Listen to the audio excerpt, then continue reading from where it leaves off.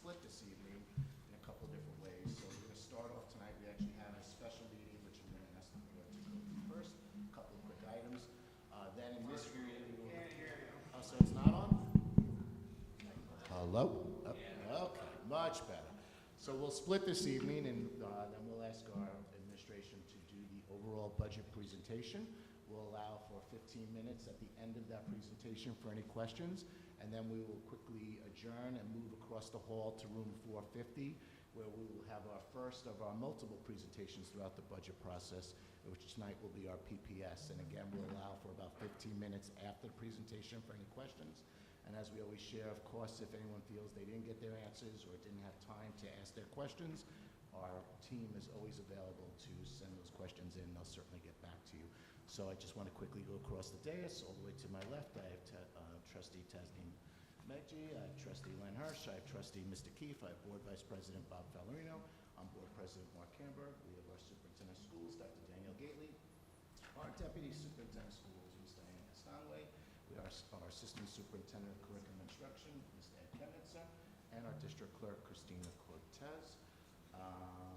There's, of course, exits on each side of the stage. And I just want to remind everyone the reason we do it this way this evening is because in years past, we used to always ask our central office team to repeat the overall budget presentation, the overall budget overview at every budget meeting. It was timely and not time well spent, so this way we have it on the record, it's being recorded, and certainly it's available to our community at any time. And then the board adjourns to the work session room where we do the actual work of the budget process. So with that, I'm going to quickly go through the agenda items. I'm going to ask for a second on agenda item number 2.1. May I have a second? Mr. Keefe, discussion? Seeing here no discussion, call for vote. All in favor?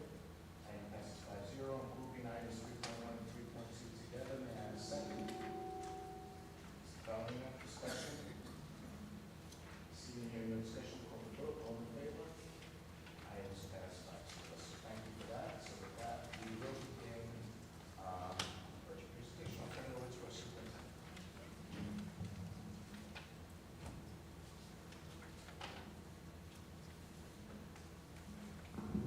Good evening, everyone. Such an exciting time of year where we get to evaluate where we are in this year's process, looking back at our presentations from last year and the work that we intended to do and all that has been accomplished. And at the same time, while we plan looking forward towards all the exciting things that are coming. So it is my pleasure and honor tonight to present to the board and to the public the 24-25 budget overview.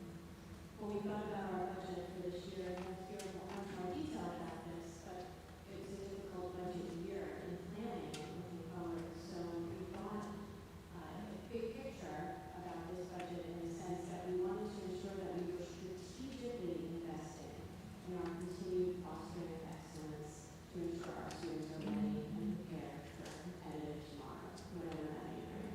So this budget team helped us to develop the priorities that we hear more about tonight and over the next few weeks. So of course, as always, we'll start with those things that we are proud of most, and our children give us those moments every day. We follow along in those moments at EW Learns on all of our social media accounts, from our principals' newsletters, and all the district communications where we celebrate those different moments every day. I won't go through all of these because there are so many, but these items are celebrated on a regular basis. Here at our board meetings, we invite our students and our staff to be recognized for so many of these honors.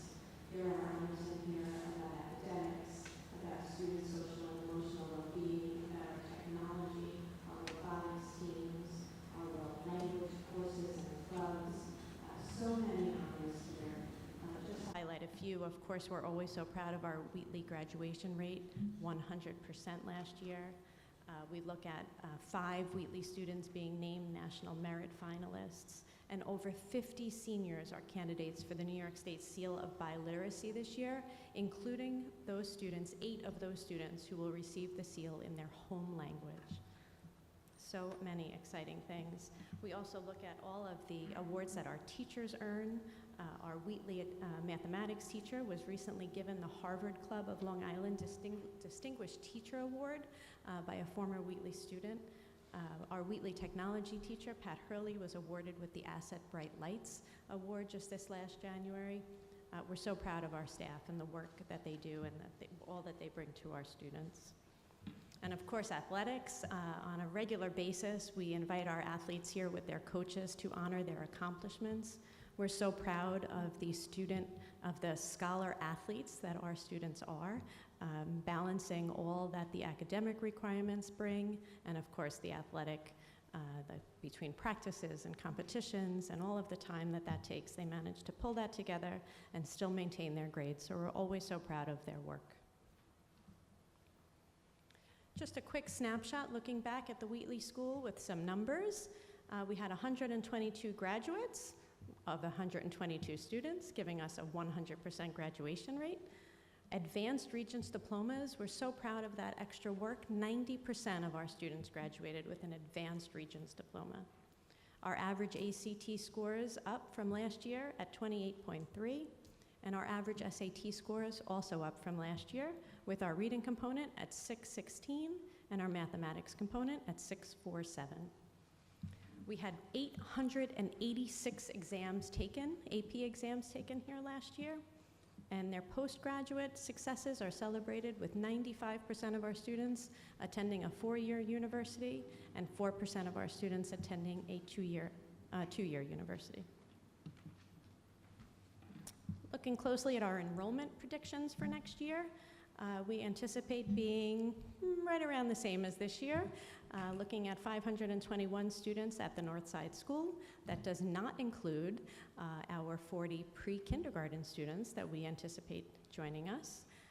We will have about 369 students at Willits Road and about 704 students at the Wheatley School, giving us a total district-wide enrollment of 1,594, down just slightly from the 1,601 of this year. And those numbers are, of course, as of today and based on our predictions and projections.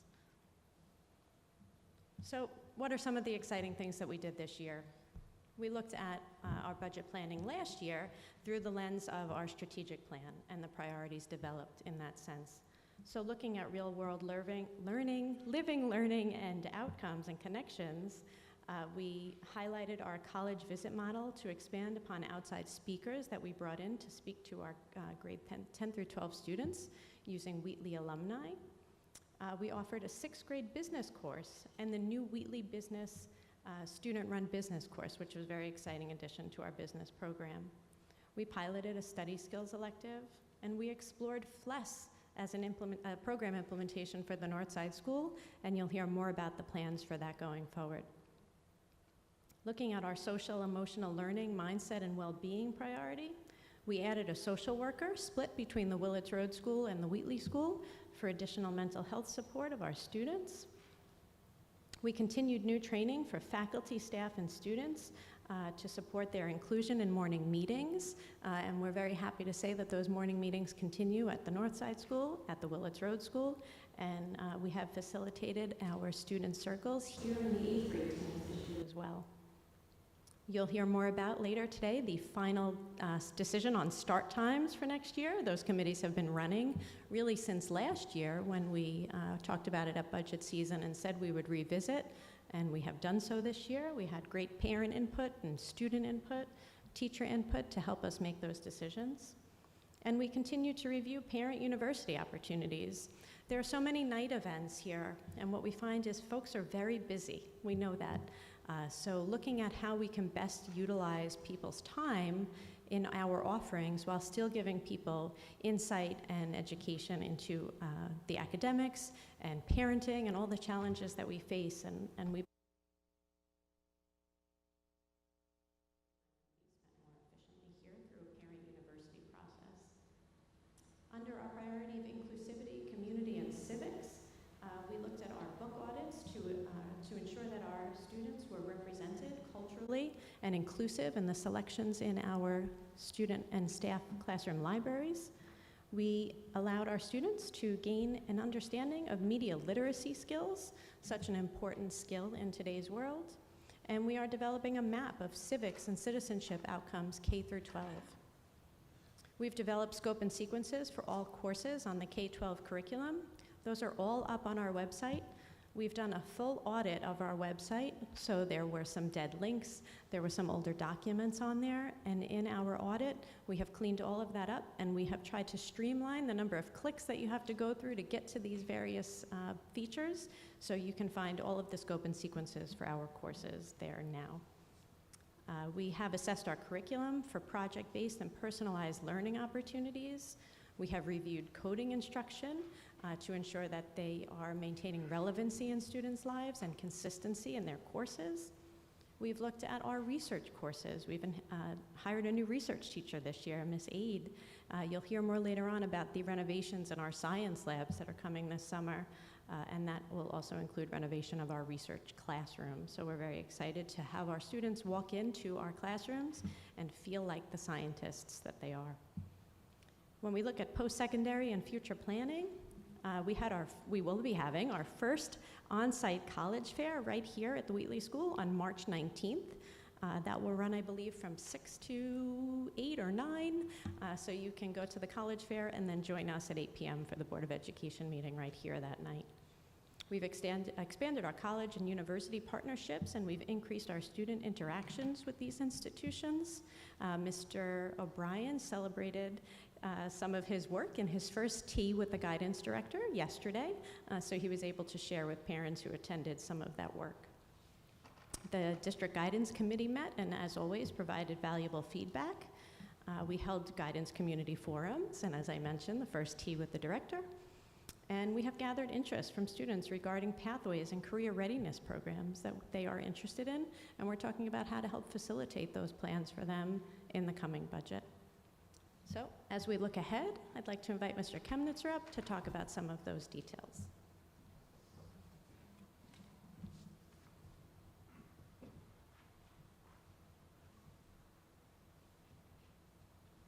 Thank you, Dr. Gately. I always love budget time because it gives us a good opportunity to reflect on our success, but also the inspiration to architect new programs for the following year. So just to touch on some of the items on this slide, Ms. Tripp has led great work with our district-wide committee looking at different FLES programs based on the collaboration on that committee, some site visits to other school districts on Long Island. We're excited to have a K through 4 FLES program next year at Northside in Spanish. You'll hear from Dr. Mazza later about the needs for an additional psychologist based on the trends we're seeing in mental health across the country. We are continuing our training for an advanced literacy program with reading and writing and the units of study across our district K through 8. We have, as we noted during our strategic planning process, an increased need and request for BOCES trade programs. And one of our objectives on that strategic plan was to make sure that we provide students the opportunity to pursue personalized learning and these trade programs. So we have an increased interest there, and we're happy to share that based on that interest and the programs available, we are able to support our students. We're expanding classroom libraries district-wide. Ms. Tripp and her teachers are using different subscriptions and assessment pilots for formative assessment and world language classes. As you know, this year, as Dr. Gately mentioned, we added a student-run business program to build out our business program at Willits Road and Wheatley. We look forward to really developing that course next year to include more entrepreneurship skills here at the school in collaboration with other programs as well. As Dr. Gately mentioned as well, we are excited our science labs at the Wheatley School will be totally renovated next year. We've been working with our district architect, Ms. Pace, teachers, central administration, Board of Education, in addition to making site visits to local school districts to make sure that our students in the science program and our research program have access to the top-notch, best facilities possible. So we're excited for that. Mr. Jensen, Ms. Santoro have been doing a great job this year in really building out our real-world learning program and making sure that our students have access to internships as well as different jobs available over the summer. So we are adding a lead class next year, which will provide students access to those programs, but also the learning inside and how to develop that outside the walls of the Wheatley School. Ms. Weinberg and her teachers have developed robotics at the middle school and the Wheatley School to really build out a program, and we are expanding district-wide, so we're adding some rev kits for the robotics course in 8th grade with Dr. DeSeo's assistance as well in the math classes there. We're adding Project Adventure for Wheatley, and then, of course, expanding flexible furniture, because we do know that the way students learn and how students learn also impacts the content that they absorb. We did a security audit about 5 years ago, and we are looking to do that again in the district and to really assess our infrastructure, our practices, our protocols, to make sure that everything we have in place meets the needs of our community. Technology upgrades, similar to that, we continue to look at our security technology-wise. We are updating all of our switches and access points, which will provide high-density access and Wi-Fi and security, and Ms. Weinberg will talk about that in her budget presentation. We're replacing 65 of our flat panels. It was 6 years ago that we started this path of replacing our projectors with flat panels. I can't believe it's 6 years ago, but they're ready for replacement. In line with our registration that we've seen the past few years, we have a need for more Xerox translation services for families to make sure that our communication meets their needs, so we are adding that. And then, of course, as you know, artificial intelligence and instruction is on the rise. We'll be piloting some tools, mainly Kiddo as well as Chat for Schools. Athletics, Mrs. Couture will touch base on these, but Lead 'em Up training has been so successful, we're adding that to present in each sports season. We're adding a different radio, sort of Spotify, safe network for the phys ed class and athletics. And then academic competitions. We continue to see our students excel in robotics, in math, in other academic competitions, so we will be supporting advanced competitions in robotics in both the Willis Road and Wheatley School, and then First in Math and other mathematics competitions. So we're excited of all these different programs that we're adding and enhancing. And as Dr. Ely mentioned, continue our committee work with our start times. So last year, a district-wide committee evaluated the start times in each school. And then this year, building level committees led by principals, administrators, and teachers met with parents and students to really look at the school start times that would benefit our students. So in that bottom box there, you'll see the current start times and end times, and then next year with the plan. So you can see that, and then each principal in their building presentations on March 13th will shed light on the impact that these start and end times have on the building. So we're excited for all these programs, and I want to turn it over to Ms. Castanway, who will walk us through balancing the budget.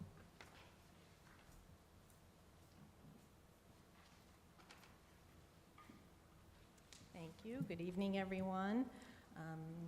Dr. Gailey and Mr. Chemnitzer definitely explained all the details of the budget. I'm going to let you know the process and what it means for our taxpayers and our budget for next year.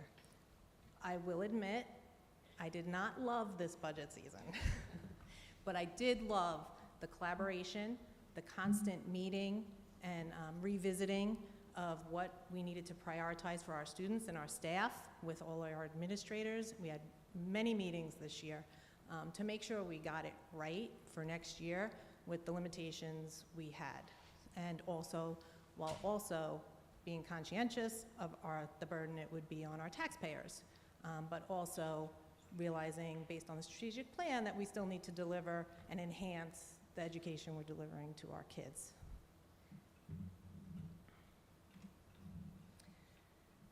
The budget we are proposing is $71 million. It's a 3.32% increase over last year, the current year. That's slightly lower than the maximum allowable based on the tax levy calculation that we have to follow based on the State Controller's Office. It results in a levy increase of 3.74, which is also slightly lower than the maximum allowable. Our non-tax revenues are slightly up. Our appropriated fund balance, we are actually proposing to bring that down a little bit, and I will talk about that a lot more next week in my fund balance presentation. And our use of reserves, we are proposing to use $400,000 to help balance this budget. So we have to show you the three parts that make up our budget: administrative, capital, and program. Program, as it should be, the biggest piece. So we're going to go through all of that. These percentages are very similar to where the budget fell this year. So administrative component, it's everything that happens in central office, in the building administrative offices. It's what we need to do in the background in the office, legal, insurance for the district, all that, and curriculum development for all the areas, all falls within this administrative component. So these are a further breakdown of our administrative expenses. You'll see our legal fees. That's based, we do a running average, a running historical of what we anticipate, and that's why you'll see that increase. And everything else. Administrative increases 3.94, which is 10.58% of the total budget. The capital component actually is going down as far as a percentage of the total budget, mostly due to our decrease in transfer to capital for projects that we fund on an annual basis. We were able to still continue doing the level of projects we wanted to. We had bids come in for the summer work for the reserve, much lower than we anticipated, so we were able to shift some work that we thought we would have to fund with the transfer into the reserve funding. So that helped us manage this number and help alleviate the budget a little bit. It's also obviously everything we do to operate the facilities, all the utilities, our debt service, and everything that we need to keep the grounds and maintenance security all running. And you'll see our tax anticipation notes. That's a big increase, relatively speaking, due to the interest rate situation and environment. And you'll see the transfer to capital projects. The printout is not updated. This is the most updated version, which will be available on the website tomorrow. That's where we took the decrease, but like I said, the projects will still be happening, just with a different funding source. So this was a slight decrease as a percentage of the total budget compared to this year. Program is everything else we do here. It's all the instruction, athletics, co-curricular, transportation, everything that impacts our students. And rightfully so, it is the biggest piece of our budget. So we have contractual increases. We have technology increases that Mr. Chemnitzer referred to with an E-rate project. We have health insurance, outside services that are increasing, and transportation is also increasing. That's a combination of our CPI increase that we anticipate and extra transportation needed for individual students and so forth that we are anticipating for next year. So this is 3.84% increase. The major budget drivers that we talk about, this year we're seeing another year, I think this is the third year in a row, of double-digit health benefit insurance increases in premiums. We're seeing the increases in transportation that I mentioned, both in the rates and in the quantity of transportation we need to offer to individual students. Debt service, we're seeing an increase. The technology equipment, that's mostly the E-rate project, which is getting subsidized by E-rate, but we do have to lay out some money to get all those access points upgraded for better Wi-Fi for all our staff and students, as well as better technological security. This is a pie chart for the visual people in the room. We need to present what a contingency budget would look like. The first rule in a contingency budget, if the budget should get voted down on May 21st, the board has a choice, can present the same budget for a revote in June, or they can change the budget and put it a new budget up for a vote in June, or they can go straight to a contingency. A contingency budget, you cannot increase your tax levy from the previous year. So that's why that number, the tax levy first line, is the same in a contingent budget as it was this year. And then non-tax revenues, the basic difference in that is we would not rent out our facilities. There's limitations with non-contingent expenses that we would have to cut.